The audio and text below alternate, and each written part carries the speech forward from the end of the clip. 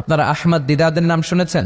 জাকির নায়েকের গুরু আহমদ দিদাদ একটা বই লিখেছেন, the ultimate miracle of the holy Quran. ওই বইতে তিনি উল্লেখ করেছেন ইউনাইটেড স্টেটস অফ আমেরিকার কিছু বিজ্ঞানীরা সবচেয়ে পাওয়ারফুল যে কম্পিউটার ক্রে 1 সুপার কম্পিউটার, এটা দিয়ে আমেরিকার মিলিটারিতে যারা চান্স পায়, মানে সেনাবাহিনীতে, তারা ম্যাথমেটিক্যাল ক্যালকুলেশন গুলো করার জন্য এই কম্পিউটার ব্যবহার করে। আহমদ দিদাদ তার ultimate miracle of the Holi কোরআনে বলছেন যে কম্পিউটারের সব ইনফরমেশন গুলোকে কনসাইজ করে ওই ক্রে 1 সুপার কম্পিউটারের মাইক্রো চিপসের ভেতর ঢুকিয়ে কমান্ড করেছে, is it possible to create a book like Quran? ও কম্পিউটার, তুমি অ্যানালাইসিস করে বলো এই কোরআনের মতো আরেকটা বই কি পৃথিবীর মানুষের বানানো সম্ভব? আপনারা বলছেন জি না, কিন্তু কম্পিউটার বলেছে ইয়েস, সম্ভব। It's possible but you need to spend more than 63 octillion years. সম্ভব, কিন্তু পৃথিবীর সব মানুষদেরকে 63 অক্ট্রিলিয়ন বছর বেঁচে থাকা লাগবে আর চেষ্টা করা লাগবে। এটা শুনে বিজ্ঞানীরা তো মহা খুশি, হোক না অক্ট্রিলিয়ন আর ফক্ট্রিলিয়ন, পারাতো যাবে। কিন্তু নিউমেরিক্যাল সায়েন্স বলে যে octillion is very dangerous to reach there. Octillion হচ্ছে এমন একটা সংখ্যা যেটা পর্যন্ত পৌঁছা মানুষের পক্ষে অসম্ভব। সংখ্যাতাত্ত্বিক নিয়ম আমাদেরকে শেখায় যে সংখ্যা শুরু হয় একক দিয়ে, তারপরে দশক, তারপরে শতক, তারপরে সহস্র, তারপরে উজুত, তারপরে লক্ষ, তারপরে নিযুত, তারপরে কোটি, তারপরে মিলিয়ন, বিলিয়ন, ফিলিয়ন, জিলিয়ন, তারপরে হচ্ছে অক্ট্রিলিয়ন। সুবহানাল্লাহ কইতে বললেন না? এই 63 অক্ট্রিলিয়ন বছর আমাদের বাইসে থাকা লাগবে। আর 63 বছরই তো আমরা হায়াত পাই না, ঠিক কি না? 63 অক্ট্রিলিয়ন বছর যদি পৃথিবীর সবগুলো মানুষ হায়াত পায় আর যদি চেষ্টা করে, তাহলে পারহ্যাপস মেবি সম্ভবত কোরআনের মতো আরেকটা বই বানালেও বানানো যেতে পারে। সর্বশেষ কম্পিউটারের স্ক্রিনে অ্যানালাইসিস শেষে, বিশ্লেষণ শেষে যে কথাটা এসেছে সেটা হচ্ছে it's quite impossible to create a book like Quran. পৃথিবীর মানুষগুলোর 63 অক্ট্রিলিয়ন বছর বেঁচে থাকাও সম্ভব না, কোরআনের মতো আরেকটা বইও বানানো সম্ভব না। চিল্লায় বলেন ঠিক কিনা? ওই কোরআন আমাদের হাতে আজও আছে না নাই? The greatest resource of power, the book of books, পৃথিবীর সবচেয়ে সেরা বই। সুদ হচ্ছে পুঁজিবাদী অর্থনীতির হাতিয়ার। দমন নিপীড়নের মূল মাধ্যম হচ্ছে সুদ। এই সুদের কারণে যারা ধনী এরা শুধু ধনীই হতে থাকে, আর যারা গরিব শুধু গরিবই হতে থাকে। ইসলাম চায় না যে রাস্তার এক পাশে পাঁচতলা আর এক পাশে থাকবে গাছতলা। চিল্লা এখন ঠিক কিনা? ইসলাম চায় কায়লা ইয়াকুনা দুলাতান বাইনাল আগনিয়াই মিনকুম, সম্পদ যাতে ধনীদের হাতে কুক্ষিগত হয়ে না থাকে, সম্পদের তারল্য যাতে সবার হাতে পৌঁছে যায়। এজন্য ইসলাম সুদকে করেছে হারাম আর ব্যবসাকে করেছে হালাল। চিল্লায় পড়েন আল্লাহু আকবার। এজন্য রব্বুল আলামিন বলেন ওয়া আহাল্লাল্লাহুল বাইআ ওয়া হারামার রিবা, আমি আল্লাহ তোমাদের জন্য সুদকে করলাম হারাম আর ব্যবসাকে করে দিলাম হালাল। সুবহানাল্লাহ। ব্যবসাকে হালাল করেছে কে আর সুদকে হারাম করেছে কে? সুদের মধ্যে দেখা যায় অনেক লাভ, অনেক টাকা, অনেক বরকত, শুধু বেড়ে যায়। আল্লাহ বলে তোমাদের দৃষ্টিতে টাকা বেড়ে যায়, আমি আল্লাহর কাছে বাড়ে না। আর তোমরা যখন যাকাত দাও, দান করো, তোমাদের দৃষ্টিতে দেখা যায় টাকা কমে যায়, কিন্তু আমি আল্লাহর কাছে টাকা কমে না। সুবহানাল্লাহ। এজন্য সুদকে আল্লাহ নিশ্চিহ্ন করে দিবেন। ইয়ামহাকুল্লাহ ওয়া ইউরবিস সাদাকাত, আল্লাহ বলে আমি সুদকে নিশ্চিহ্ন করে দেব, সুদকে আমি ধ্বংস করে দেব, সুদের ভেতরে কোনো বরকত দেব না। আর ব্যবসা করলে সামান্য ব্যবসার ভেতরে বরকত ঢুকিয়ে দিবে কে? বিশ্বনবী সুদখোরদের উপর লানত দিয়েছে। কি দিয়েছে? লাআনা রাসূলুল্লাহ আকিলার রিবা ওয়া মুকিলাহু ওয়া কাতিবাহু ওয়া শাহিদাইহি, যারা সুদ খায়, যারা সুদ দেয়, যারা সুদের দলিল লেখক, যারা সুদের সাক্ষী থাকে, সবার উপরে বিশ্বনবী লানত দিয়েছে। জোরে পড়েন নাউযুবিল্লাহ। এজন্য খবরদার, সুদের সাথে মুসলমানদের কোনো সম্পর্ক। বিশ্বনবী বলেছেন আর রিবা সালাসু ওয়া সাবউনা বাবান, সুদের রয়েছে 73টা গুনাহ। কয়টা গুনাহ? সুদের মধ্যে 73টা গুনাহ। আইসারুহা আইয়ান কাহার রাজুল উম্মা, 73টা গুনার মধ্যে সবচাইতে ছোট্ট গুনাহ হলো নিজের মায়ের সাথে জিনা করা। 73টা গুনাহ, আর সবচেয়ে ছোট গুনাহ হচ্ছে আইয়ান কাহার রাজুল উম্মা, ব্যক্তি তার মায়ের সাথে জিনা করবে। এটা যদি সবচেয়ে ছোট্ট গুনাহ হয়, তাহলে বড় গুনার অবস্থা কি? বড় গুনাহটা কি জানার দরকার আছে না নাই? আল্লাহ সেটাও বলে দিলেন ফাআযানু বিহারবিম মিনাল্লাহি ওয়া রাসূলিহি, সুদের সবচেয়ে ছোট গুনাহ মায়ের সাথে জিনা করা, আর সুদের সবচেয়ে বড় গুনাহ আল্লাহর সাথে যুদ্ধ করা। করবেন নি? পারা যাবে না আল্লাহর সাথে যুদ্ধে? সে আল্লাহ কবে থেকে ক্ষমতায় বসা, এখন তো আল্লাহ বুড়া হয়ে গেছে। হ্যাঁ, আল্লাহর ক্ষমতা কি আগের মতো আছে? জোরে বলেন আছে? এজন্য সুদের সবচেয়ে ছোট গুনাহ মায়ের সাথে জিনা, সবচেয়ে বড় গুনাহ কার সাথে? যুদ্ধ। আরো জোরে বলেন। এজন্য বিশ্বনবী বলতেন ইজতানিবু আস-সাবআল মুবিকাত, 7টা ইমান বিধ্বংসী আমল বিধ্বংসী কাজ থেকে তোমরা বেঁচে থাকবা। 1 নম্বরে হলো শিরক, আল্লাহর সাথে শিরক করবা না। 2 নম্বরে হলো মাতা পিতার সাথে অবাধ্যতা করা। 3 নম্বরে জাদু দেখানো, জাদু টোনা করা। 4 নম্বরে অন্যায় ভাবে কাউরে হত্যা করা। 5 নম্বরে এতিমের সম্পদ খাওয়া। 6 নম্বরে কোন নারীকে অন্যায় ভাবে জিনার অপবাদ দেওয়া। 7 নম্বরে সুদ খাওয়া। কি খাওয়া? এই 7টা কাজ করলে আপনার ইমানটাকে ধ্বংস করে দিবে কে? চিল্লায় বলেন কে? এজন্য দুনিয়াতে যারা সুদ খায় তাদের সম্পদে কোনো বরকত নাই, তাদের শুধু রোগ আর রোগ, টেনশন আর টেনশন, আছে না নাই? আবার বিশ্বনবী বললেন যারা সুদ খায় তাদের 3টা শাস্তি। কয়টা? 1 নম্বরে কিয়ামতের দিন আল্লাযীনা ইয়াকুলুনার রিবা লা ইয়াকুমুনা ইল্লা কামা ইয়াকুমুল্লাযী ইয়াতাখাব্বাতুহু শাইতানু মিনাল মাস। সুদের 1 নম্বর শাস্তি, কিয়ামতের দিন সুদখোর যখন কবর থেকে উঠবে রব্বুল আলামিন তাকে জিনে ধরা রোগীর মতো, পাগলের মতো উঠায় দিবে। সুদখোর কবর থেকে উঠে ভূতে ধরা রোগীর মতো, জিনে ধরা রোগীর মতো, পাগলের মতো লাফাতে লাফাতে উঠবে। তারে দেখে কিয়ামতের ময়দানের সবাই বুঝবে লোকটা হলো সুদখোর। কি খোর? এটা হচ্ছে 1 নম্বর শাস্তি। 2 নম্বর শাস্তি বিশ্বনবী বললেন আমি স্বপ্নে দেখলাম কিছু লোকের পেট হচ্ছে বিশাল বড় ঘরের মতো, আর ওই পেটের ভেতরে দেখলাম ভয়ঙ্কর বিষাক্ত সাপ। জিব্রাইল রে বললাম ও জিব্রাইল মান হাউলা, এরা কারা? বিশ্বনবী বললেন হাউলাই আকালাতুর রিবা, এরা হলো আপনার উম্মতের মধ্য থেকে যারা সুদ খেয়েছে ওই সুদখোর লোকগুলা।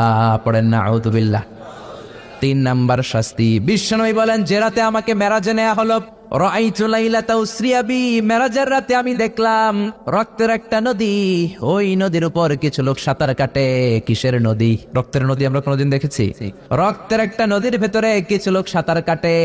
সাঁতার কাটতে কাটতে বাঁচার জন্য যখন পারে আসতে চায়, তীরে আসতে চায়, কিছু ফেরেশতারা অনেক বড় বড় পাথরের খণ্ড নিয়ে বসা। তীরের দিকে আসতে চাইলে প্রচন্ড জোরে পাথর নিক্ষেপ করে তার চেহারার দিকে। পাথরের আঘাতে ওই লোকটার চেহারা ছিন্ন বিচ্ছিন্ন হয়ে যায়। লোকটা চিৎকার করতে করতে আবার রক্তের নদীর মাঝখানে চলে যায়। আবার তীরে আসতে চাইলে আবার পাথর আছে না নাই? বিশ্বনবী বললেন মান হাউলা ইয়া জিবরিল, ও জিব্রাইল এরা কারা? বিশ্বনবী বললেন এরা হলো আপনার সুদখোর উম্মাত। এরা কারা? এজন্য সুদ খাওয়া যাবে? জোরে বলেন সুদ খাওয়া যাবে? খবরদার সুদ খাওয়া যাবে না। সুদের বিপরীতে আমরা ব্যবসা করব। ব্যবসায় বরকত দিয়েছে কে? বিশ্বনবী বললেন রিজিককে আল্লাহ 10 ভাগ করেছেন, তার 1 ভাগ দিয়েছেন পৃথিবীর অন্যান্য পেশার ভেতরে, আর 9 ভাগ দিয়ে দিয়েছেন ব্যবসার ভেতরে। সুবহানাল্লাহ।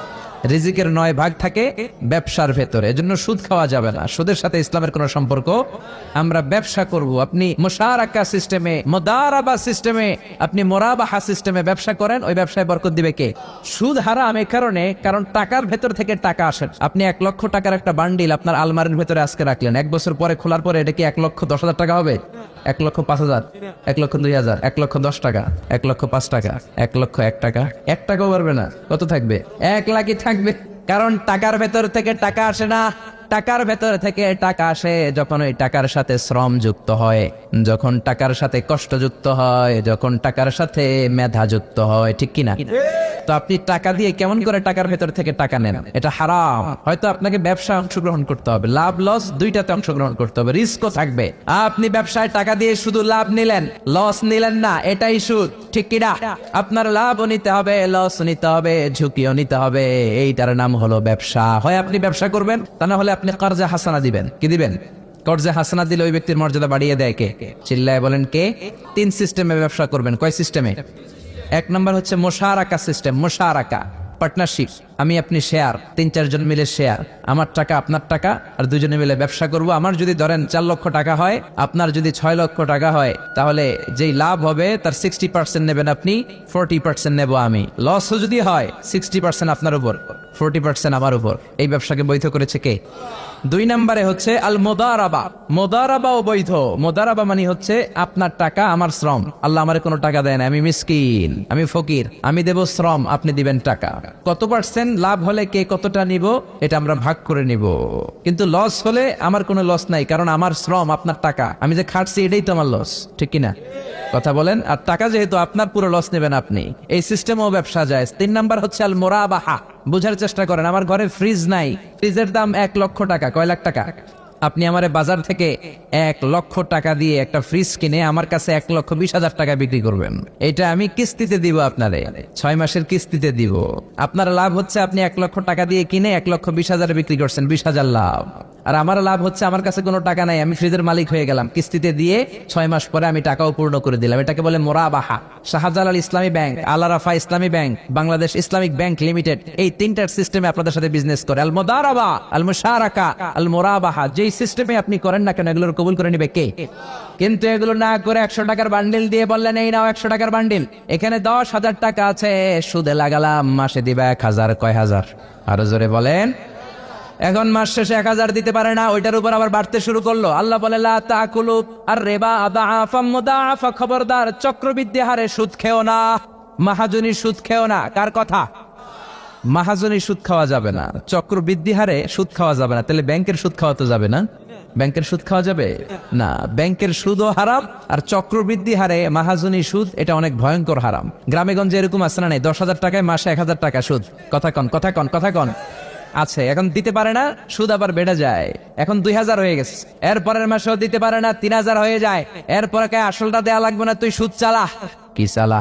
সুদ চালাইতে চালাইতে বাড়ি নাই, বিটা নাই, জমি নাই, টিউবওয়েল নাই, পরনের লুঙ্গিও নাই। আছে না নাই? এটার বলে মহাজনী সুদ, এটার বলে চক্রবৃদ্ধি হারে সুদ। এই সুদ খাওয়া যাবে না। এজন্য সুদ আপনি খেলে এই সুদের এই সম্পদের ভেতরে কোনো বরকত নাই, এটাকে ধ্বংস করে দিবে কে? চিল্লায় বলেন কে?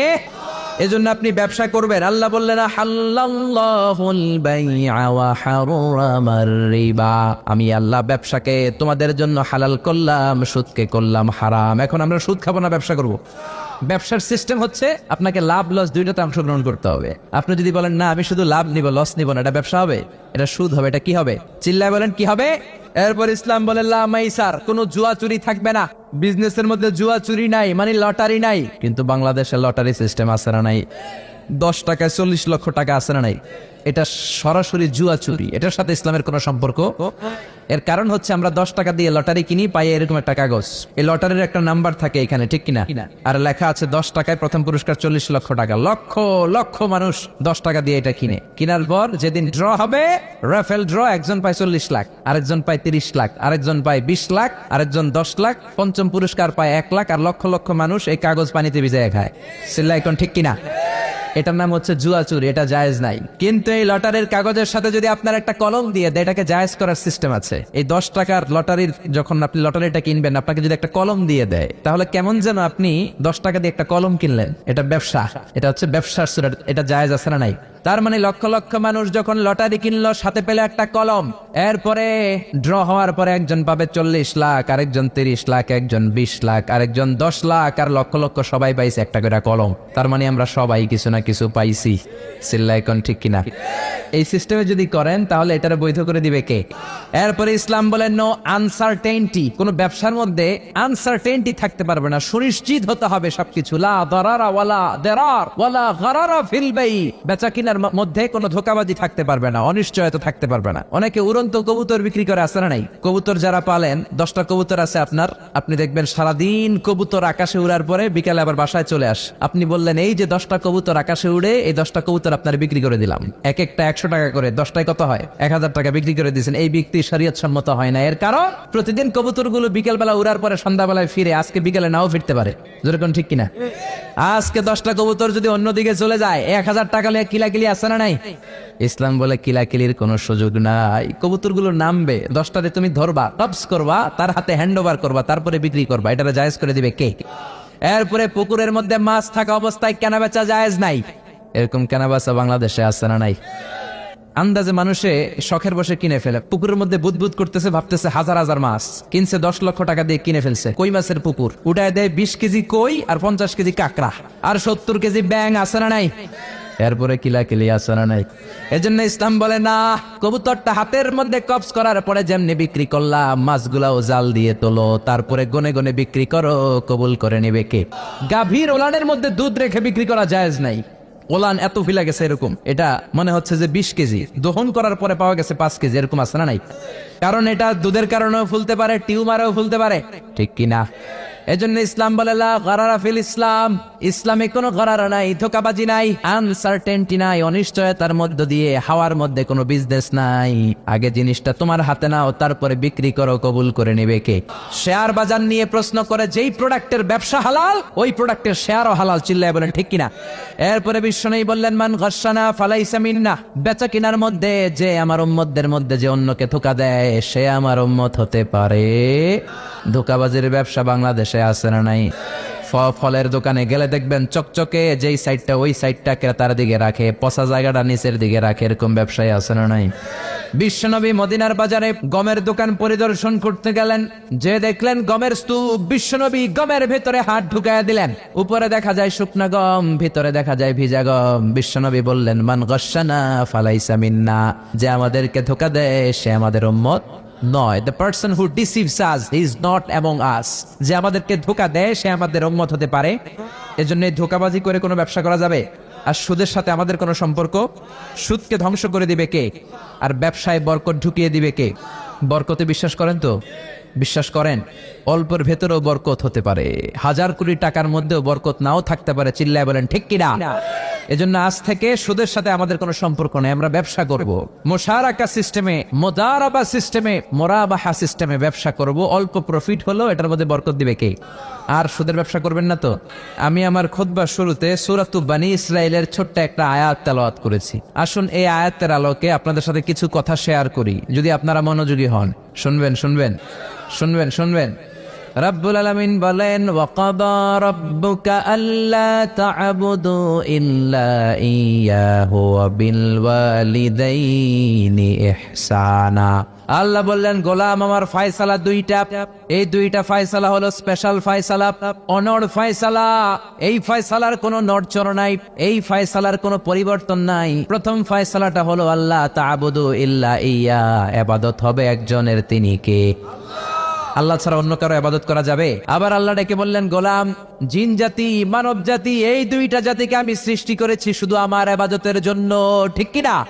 ওমা খালাকতুল জিন্না ওয়াল ইনসা ইল্লা লিয়াবুদুন, আমি জিন জাতি আর মানব জাতিকে কোনো কাজের জন্য তৈরি করি নাই, কোনো উদ্দেশ্যে বানাই নাই, শুধুমাত্র কেবলমাত্র একমাত্র আমি আল্লাহর ইবাদতের জন্য বানিয়েছি। কার কথা?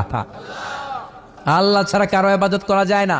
এই পৃথিবীতে যত নবী এসেছে, এই পৃথিবীতে যত রাসূল এসেছে, সব নবী রাসূলের একটাই দাওয়াত ছিল, তোমরা ইবাদত করবে একজনের, তিনি কে? ইয়া কওমি ইবুদুল্লাহা মা লাকুম মিন ইলাহিন গায়রু, ও আমার কওমের লোকেরা, ও আমার স্বজাতির লোকেরা, এক আল্লাহ ছাড়া অন্য কারো ইবাদত করো না। জিকির করতে হবে একজনের, চাইতে হবে একজনের কাছে, সেজদা দিতে হবে একজনকে, তিনি কে? আল্লাহ ছাড়া কাউরে সেজদা দেয়া যাবে? আমাদের দেশে মাজারে যে সেজদা আছে না নাই, এই মাজারের নামে যে ভণ্ডামি, এটার সাথে ইসলামের কোনো রিলেশন আছে? সম্পর্ক আছে? এই ভণ্ডামির সাথে ইসলামের কোনো সম্পর্ক? এজন্য রব্বুল আলামিন বলেন ওয়াকাদা রাব্বুকা আল্লা তা'বুদু ইল্লা ইয়্যা ওয়া বিল ওয়ালিদাইনি ইহসানা, আমি আল্লাহর প্রথম ফয়সালা ইবাদত হবে শুধুমাত্র কেবলমাত্র একজনের, তিনি কে? আমরা প্রত্যেক নামাজে সূরাতুল ফাতিহায় আল্লাহরে বলি আল্লাহ ইহদিনাস সিরাতাল মুস্তাকিম, ও আল্লাহ আমাদেরকে সহজ সরল পথ দেখাও, সিরাতুল মুস্তাকিম দাও। আল্লাহ বলেন আনি'বুদুনি হাযা সিরাতুম মুস্তাকিম, আমি আল্লাহর ইবাদত করো, এটাই সিরাতুল মুস্তাকিম। আল্লাহু আকবার। আপনি যদি আল্লাহর ইবাদত করেন তাহলে আপনি বুঝবেন যে আপনি সিরাতুল মুস্তাকিমের উপর আছেন। আর যদি বুঝেন আল্লাহর ইবাদত ছেড়ে আপনি অন্যদিকে দৌড়াচ্ছেন, তার মানে হলো আপনি সিরাতুল মুস্তাকিমের উপর থাকার সৌভাগ্য অর্জন করতে পারেন নাই, চিল্লায় এখন ঠিক কি না? এজন্য আল্লাহ বললেন আল্লাহর ফয়সালা কয়টা? আরো জোরে বলেন কয়টা? এক নাম্বার ফয়সালা ইবাদত হবে শুধু একজনের, তিনি কে? এই ফয়সালার সাথে সবাই একমত? দ্বিমত কেউ নাই? কেউ নাই? দু একজন থাকতে পারে, কেউ নাই। আল্লাহ বললেন আমার প্রথম ফয়সালা ইবাদত হবে শুধু আমি আল্লাহর। 2 নম্বর ফয়সালা ওয়াবিল ওয়ালিদাইনি ইহসানা, ইহসান হবে মাতা পিতার সাথে, মানে ভালো আচরণ হবে মাতা পিতার সাথে। বোঝা গেল ইবাদত হবে আল্লাহর, ইহসান হবে মাতা পিতার। আল্লাহর জন্য আপনি ইবাদত করবেন আর মাতা পিতার প্রতি আপনি ইহসান করবেন। ইহসান মানে সদাচরণ, ইহসান মানে খেদমত, ইহসান মানে তাদের জন্য খরচ করা, ইহসান মানে আপনার সব সম্পদ তাদের পায়ের সামনে, আপনার সব ক্ষমতা তাদের পায়ের সামনে বিলিয়ে দেয়া, বিছিয়ে দেয়া। চিল্লা এখন ঠিক কিনা?